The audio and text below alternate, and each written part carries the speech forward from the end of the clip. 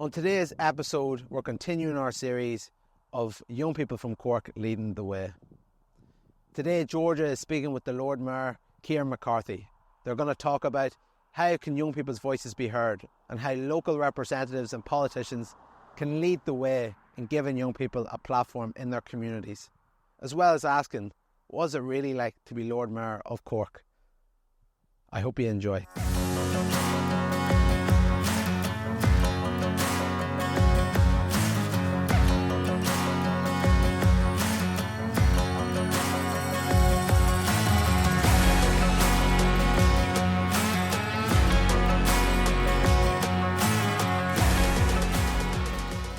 Hello and welcome to the Redjuvenate podcast. I'm Georgia and I'm here today interviewing the Lord Mayor of Cork City, Kieran.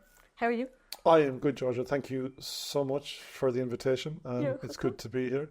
Yeah, good to have you. Yeah, first of all, congratulations on your work, all your different work with youth projects. It's very, very inspiring. Thank you. So I'm here to support this piece of really, really important work you're trying to do as well. Thank you. Do you want to start off by telling us a bit about yourself? Like who is Kieran? Is that okay?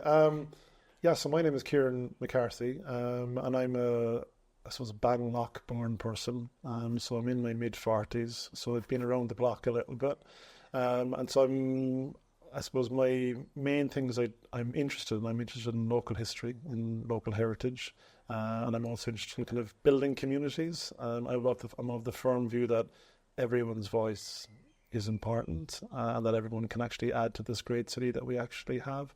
So I'm also an independent city councillor, and I'm also currently the Lord Mayor of Cork for another few weeks at least. Exciting. Why did you want to be Lord Mayor? Like, what does it mean to you? I think what it means to me is it means a lot to me. So I think I've been telling people that when I was 11 years old, I wanted to be Lord Mayor of Cork. And never in your wildest dreams would you kind of think that sort of a wish. I mean, we all make wishes when we're young, kind of going, I want to be this when I kind of grow up.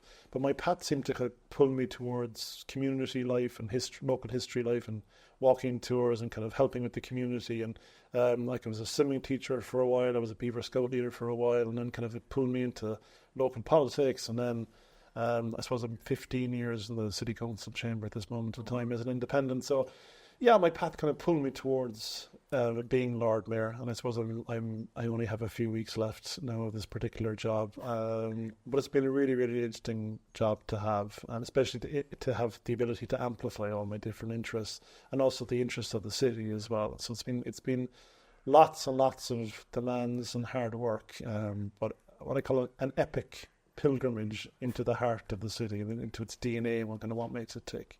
That's cool. You always said you have a big interest in the community. Was there anything like when you came into office or even now that you'd want to see to improve in the community? I suppose even well before I was Lord Mayor of Cork, I kind of had interest in kind of improving communities. I mean, I have a huge interest in kind of bringing people together. So, for example, like I've been giving walking tours of Cork for over 30 years since I was a teenager. And it has been kind of, I love the whole idea of just bringing people together for a random walk and going, I want to show you something here, have a look at this. And so, yeah, building communities. I think my theme for this year was kind of building communities together. And I have to say that theme has brought me on a massive journey this year as well. So it's been really, really great to meet so many groups. I mean, I have something like 40 events every week. So about 7 events a day.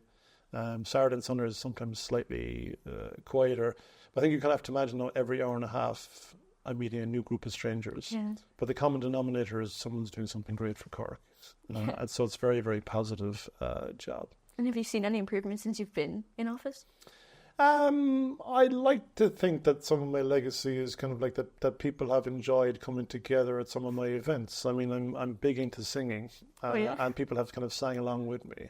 And I'd like to think I've put a huge focus as well on visiting as many community groups as possible, in particular multicultural groups, to go that we're here for you. We're all in the same boat together.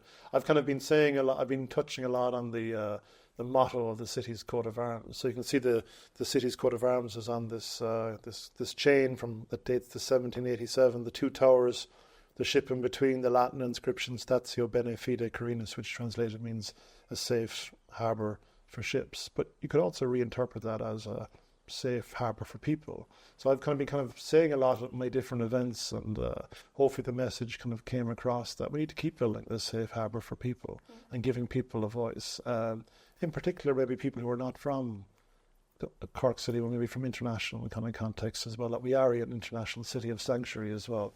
But I'm of the view that everybody has a role to play in Cork, and that we just need to keep coming together to do that. Have you learned anything more from working with these different communities and groups? I think one of my principal learnings is that community life in Cork runs very, very, very, very deep. Like I've always known it's run somewhat deep, but when you're Lord Mayor, you get to see all the community groups, you get to see like the full map of the community groups, and you get to meet maybe just a handful of those groups really by the end of the year. But yeah, that's the one learning I have, is that community runs very, very deep, and we need to mind it. I've also kind of described the city like as a huggable city. It's like there's people out there that want to mind people, but we just need to mind that in the present day, but also kind of going forward as well. So those are kind of some learnings. Yeah, we're very, very blessed to live in a city that despite the fact the city is growing population-wise, people seem to know each other, and people seem to care about each other. We just need to mind it. Yeah, I know you work a lot with young people, especially on our podcast here, and you work at Corlin and Oak and stuff. Is there anything you've seen working with these young people or learned? I'm of the view that young people are very, very, very important in the present day. One of the narratives that I've kind of said is that you're not the future; you're here in the present day. And one of the things as Lord Mayor, and every Lord Mayor gets to visit 118 schools every year as part of the school visit. So that takes like 7 weeks. But I met 35,000 young people between primary school and secondary school over 7 weeks, like 35,000 young people, and they like 1/5 of the city's population. Yeah. And I came away from that kind of going, there's loads of questions, loads of energy, loads of curiosity, just optimistic. And I'm like, how do we plug that energy into the city? Yeah. I'm not going to go, we're going to wait for that element to mature. It's already there, like to use it now and plug it into the city. So, I mean, that was a really, really great experience. And it's been really, really great to work with Corlin and Oak and to get to know E as well, with all the different ideas you have. And it's been interesting to see the group grow. I mean, I think one of the things I was trying to do and work and partner with E on is to get more representatives from different schools. So when I went around to the different secondary schools and met the different student councils, I was like, here's the floor, Corlin and Oak. You need one rep to sit on Corlin and Oak. And I know a couple of people did come forward, and I know that they're making a big input as well. So I'm happy with that. But in an overall sense, I'm very, very proud of Corlin and Oak and the different projects that you're also involved with, and others as well who are behind the camera that I've kind of met as well throughout the year. And my greatest wish is that we keep working together. We could keep partnering with each other. That the age bracket doesn't matter. We still have ideas and a vision for Cork and what it should be, and we need to keep working towards that. Yeah. Have you seen from working with young people, or even just yourself, that issues that these young people or even other groups you work with have brought forward that you think need more attention? I think the mental health issue is really, really important. I think during COVID in particular, people really, really struggled, and I think there still is a knock-on effect on that. It did after COVID. It took after the lockdowns were over. It took a while for people to get back out into society. So I do think out there are people that have missed some of their childhood, like someone who was 12 years old. By the time COVID was over, they were now like 14, 15. All of a sudden, they were heart and teenagerhood. Or someone who was 18 missed some of their early college years. Or someone who was in 5th class found themselves after COVID in 1st and 2nd year. So I think there's elements there that we need to look at the mental health of young people in particular. Like when I was growing up, like the internet didn't really exist. If you wanted to find information, you kind of went into the library and you had to took down a big, huge encyclopedia and you kind of looked through it. So I think social media it's a major, major part of young people's worlds today. But it is really, really nice for projects like this that is it's one-to-one and chatting and conversations. And I think just need to return to that a little bit. I'm always up for chat and conversation, and we just need to return to that and just put the phone away. I know that's easier said than done because I'm also a person, because I'm in the public eye, I try to harness social media as well to get positive messages out there. But it's really important that we have to think as well of the knock-on effect. So the mental health, the knock-on effect of social media as well, I feel. And there's, I mean, some of the schools you've got into, you could see that some of the students as well are a little bit lost. I think we all go on our own journey. I think it's important that we acknowledge that everyone's on their own journey in life as well. It doesn't matter what age as well, a young person or older person, that we're all journeying through some ideas and journeying different parts of your life. So I think that's something that we need to kind of to make sure that we say to young people, like, everything that what you want is not going to appear in this month. It could appear like in 6-10 years down the road, or is this to keep working hard and keep being interested in the world. Yeah. Is that something you'd say to younger self, or is there a message you'd give to yourself when you were younger? It's kind of interesting. My younger self has been on a bit of a campaign for decades. I mean, I've been really interested in community life for decades, and I've been very interested in giving historical walking tours for decades. I mean, I started giving walking tours of the city when I was 16 years old. And so that 16-year-old person was like, I'm giving walking tours, and it's still here. Yeah. Like, I'm still giving walking tours, but now I've got a bit more, a bank of knowledge and local history information and kind of different journeys I've been on, and I've been lucky to be able to write as well about local history and write local history books. And I write a weekly history column in the Cork Independent. Yes, and this is my 25th year writing it. Mm-hmm. So I started in my early 20s. Yeah. And so my early 20s are still linked to the present day through this kind of Cork Independent kind of column. Yeah. But yeah, I suppose the message to myself is, you were right to keep journeying. And you never know where your journey is going to lead you. Yeah. My always be open to different paths, always be open to different people, always take an opportunity to be involved in some sort of society. And those are always things I had an open mind on. Always take an opportunity to publicly speak, because you learn how to publicly speak. Mm-hmm. So if you want to be involved in teaching and elements like that, I think my original plan was to be a primary school teacher. That hasn't happened yet. You never know. Yeah, when I grow up eventually, and that could be the plan. But I do lots of teaching and education in schools as well. I kind of work with young people, especially in primary and secondary school, that they do local history projects with me. So I have a whole series of different things, but the common denominator is A, my love for Cork, and B, just trying to develop people with new skill sets they can use to improve Cork, or to encourage people to kind of go and keep following your dream, because ultimately it kind of improves Cork as well. I've been very, very lucky that I managed to fulfil my wish, my 11-year-old wish to be Lord Mayor of Cork. And I'm probably not that many people that get to fulfil their lifelong dreams. So I'm probably going to go, probably in June, July of this year, go into some sort of existential crisis. As to where am I supposed to go now? But I return to all the things that I love doing and what I love about this city as well. Is there anything you've learned on historical tours, or your favourite place that you do historical tours at? I have 24 different walking tours, and they're all like my little babies. Yeah. I like kind of giving the kind of the city tour, and I like kind of just showing people where the old walled town was, and kind of I love the whole idea of a city built in a swamp, and that underneath all our old buildings there are tree trunks, and that the city's it's like a floating city on a swamp. So yeah, and if you lift up the buildings, you'd see all these kind of different tree trunks. Like City Hall is built on 400 tree trunks going down into the ground. So I love the whole idea of this house of democracy growing out of the ground on timbers, in a sense like a tree. And so there's something very, very powerful about that sort of metaphor as well. So no, it's been I have walking tours of Shandon and Blackpool. I had on Sunday I gave a walking tour of Douglas. The weekend before that, we took on the Cork City Workhouse. So we're talking about the Great Famine in Cork. But there's a huge interest in local history. There was 100 people on my Cork City Workhouse tour. And so that becomes a performance, an oration. Yeah. That's not just a tour. That's let me tell you a story. So it's the story being a storyteller. Yeah. Do you enjoy that storytelling as well? Yeah, immensely. I love I like collecting stories and like going on a journey of stories. A few years ago in my Cork Independent column, I decided to follow the River Lee from the Shehy Mountains to the city and collect stories. And so I had originally planned maybe for 20 history columns in my Cork Independent column, and then ended up as 320 history columns.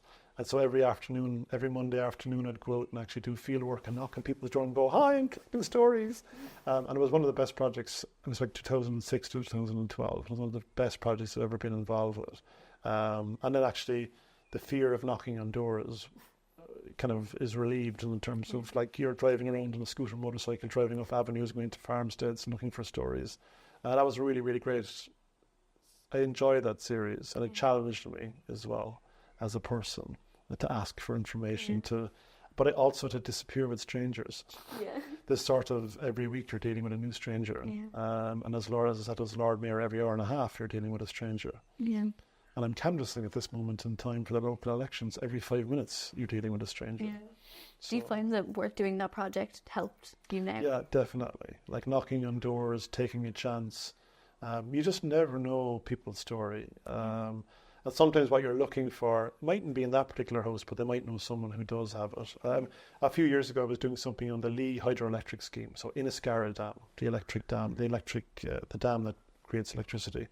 And I was called out, I got a phone call from a person in Beaumont. And I went out and I met this older man, and he was like the concrete science engineer. So he created the science and the physics behind the concrete. So you can't just put up normal concrete for a dam. It has to be like, the concrete has to be strong concrete, if that makes sense. Yeah. You can't have like loads of holes in the concrete. It has to be sturdy concrete. So he designed the concrete. And I kind of asked him, well, have you any information on what you did like 50 years ago? And he was like, no. And then his wife was like, well, what's that box up in the attic? And the wife brought down this big, huge box full of all his notes and his pictures and everything. So those sort of finds were kind of really, really interesting to me. Again, you don't know. If you don't ask, you don't get. Yeah. And I think Irish people, Cork people, like telling their story as well. So it's trying to bring that story out of them a little bit. Yeah. Do you think back when you were even our age, or even when you were doing before you were Lord Mayor, did you ever think you'd end up here? Did you see this in your story? I didn't see this in my story, but it's always kind of in the horizon, as if like some sort of a lighthouse to work towards. But never in my wildest dreams would have thought I would have got to the lighthouse. So my journey to being Lord Mayor was like different avenues, different paths, but and building up a whole series of different skill sets, which I really, really enjoyed. But I'd have to say, I did start when I was like 16, 17, 18, and just started building up experience and building up knowledge sets, and all driven by just a love of my city. Local history is just a lens for me to love my city. That's what it actually is, to collect those stories. And sometimes people and when I was starting off as well, people were looking at me kind of going, oh, you're a local historian, but you're not old. And I'm kind of going, no, but I really, really love the story. And so I began to develop walking tours and tell the story, and to bring people into the story as well. Yeah, we're all part of Cork's story in some shape or form. Yeah. Like this particular room that we're in is part of the bigger house that's across the way. It was called Castle Mahon. It was owned by the Shatterton family. And Lady Georgina Shatterton wrote novels. And she wrote historiographies of kind of like the south of Ireland. She used to write a diary, and she published her diary called Rambles in the South of Ireland. So every place has a story, every place has a backdrop. In fact, you should actually have a look at that particular diary. It's really, really interesting, her comments. Have a look at this was like 1840s, 1850s. Yeah. And then she left Ireland after the Great Famine as well with her husband. Her husband was a member of Westminster Parliament. You've done a lot of like travelling and stuff, and you speak about issues a lot. Is there any like international issues or things you've learned through travelling? Yes. I mean, I'm very, very lucky that I have a mandate with a European committee called European Committee of the Regions, and that kind of came out of my local government work, where the Minister for Local Government commissions 9 councillors and gives them a 5-year mandate to be on a local government committee in the European Union, and the committee is called the European Committee of the Regions. So there's 320 members from the 27 EU member states, and yes, I got to travel a lot with that, and I think I've ended up being to 22 out of the 27 member states at this point in time. So I've met many, many people, and I've actually ended up in many youth debates as well. So during the European Year of Youth, because of my experience and kind of working with young people and kind of being young ones and kind of developing different skill sets, I was kind of called in to develop a policy document on young people with the Committee of the Regions, and work with the European Youth Forum, which were really, really amazing to work with. But just one thing that kind of again struck me is that despite the fact many of the people that I've met in my travels and young people, yes, they have a different language and a different when you translate the language into English, it's actually the same sort of challenges. It is still around mental health. It's still around where do we find ourselves in the world today. Like the world today, I find is very kind of messed up. It's got there's climate change, there's war, there's threats to equality, democracy. Like the 2020s was supposed to be like the roaring 20s, but all of a sudden COVID hit, and it seems like we've been on this downward spiral for a while. But it's really so one of the things I've seen here and elsewhere is that we just need to keep coming together. So it doesn't matter what part of Europe, we need to keep I mean, I was also in San Francisco. I was in Shanghai as Lord Mayor, and I noted those points as well over there. That there's more that unites us than divides us. It doesn't matter where you go in the world.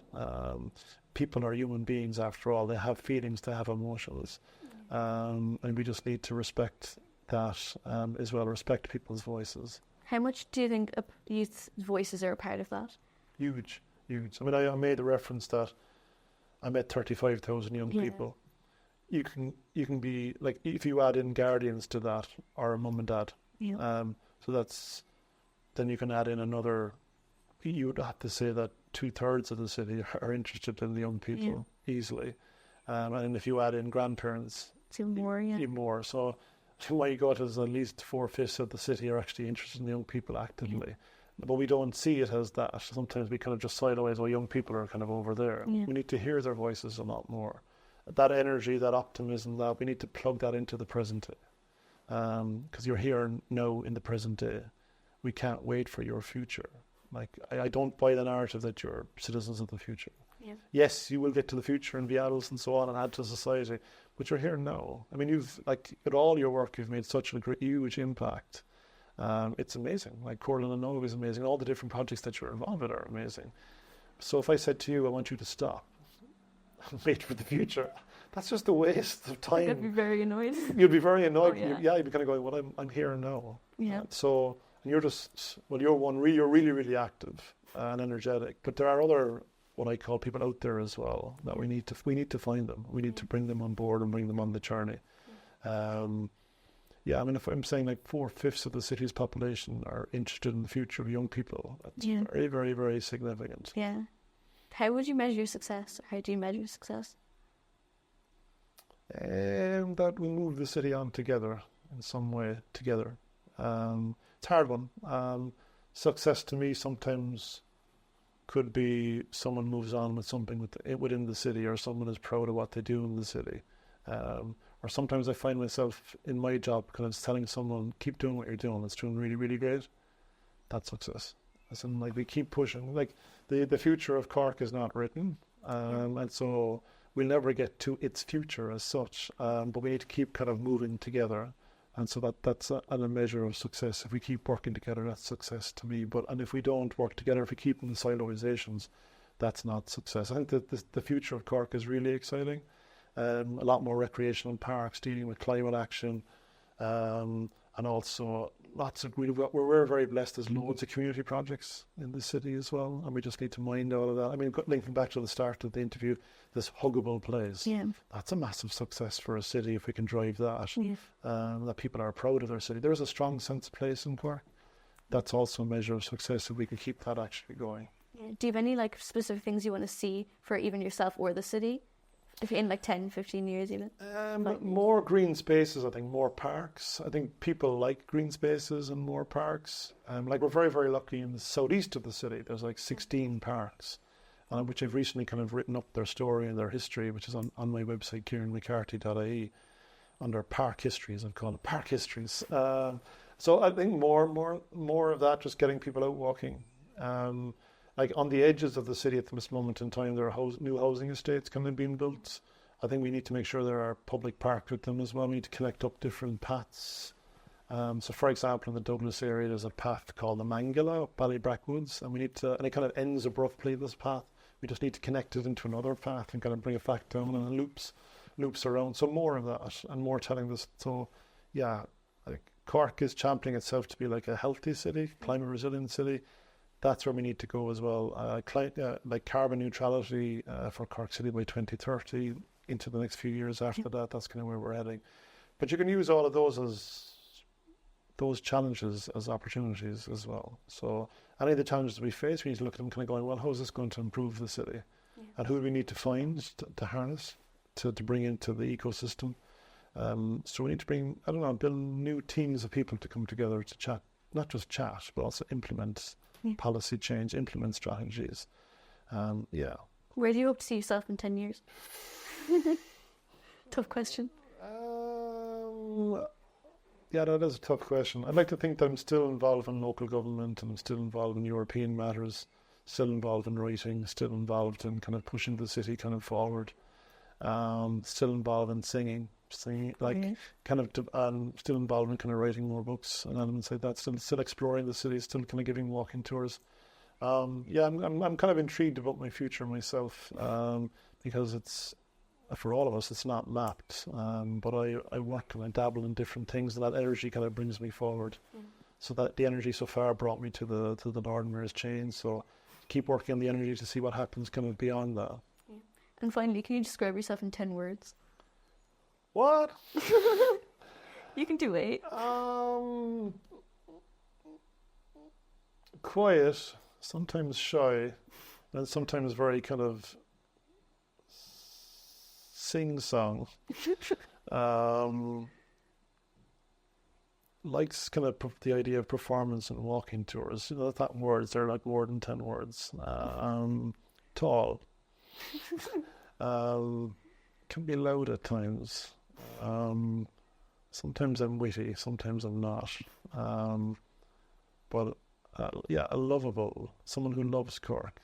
There is a one word called topophilia, which is about a love of your place, and that is kind of, when I talk about Cork, I get emotional about Cork. There's something about this place. I think when I was kind of starting off when I was 16 and starting off the walking tours and starting off on the journey, I mean, I had a primary school teacher in school that used to do local history, and that's where it came from. And then in secondary school as well, but they kind of implanted this topophilia, this kind of love of place, and it drives what I do. And I get emotional when talking about Cork as well at times. Just one of these typical Corkonian people who's really, really proud of the city, and let's drive forward. So maybe the last word is topophilia, sense of place and sense of pride. Okay, what do you think is your favourite thing you've done as Lord Mayor, or have taken part in? Oh, there's been so many kind of interesting stuff. The visits to the schools are really, really interesting because I brought a performance piece that performed a story. That was kind of quite fun to perform and kind of to watch the young people kind of go, what is this? That was kind of quite different. Christmas concert was really, really good. It's like going to Shanghai, China, to meet the mayor of Shanghai is like 25 million people. And me walking into the room representing 220,000 people, but trying to put Cork and Shanghai on the same level.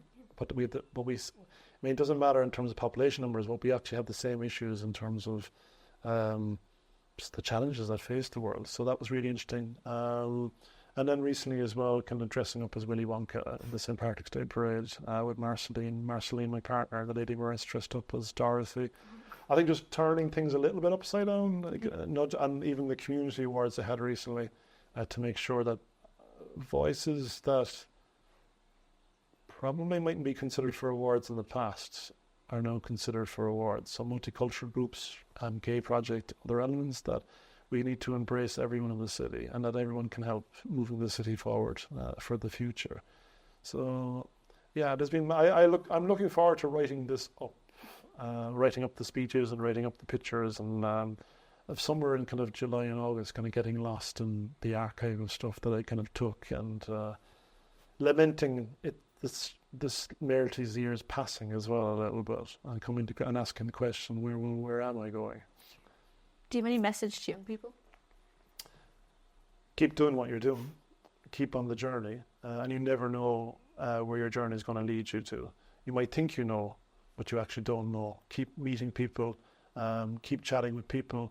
Make as many friends as possible, because you just never know where they might lead you to. They actually also might bring you out of your comfort zone as much as possible. And always kind of have an open mind to mentors.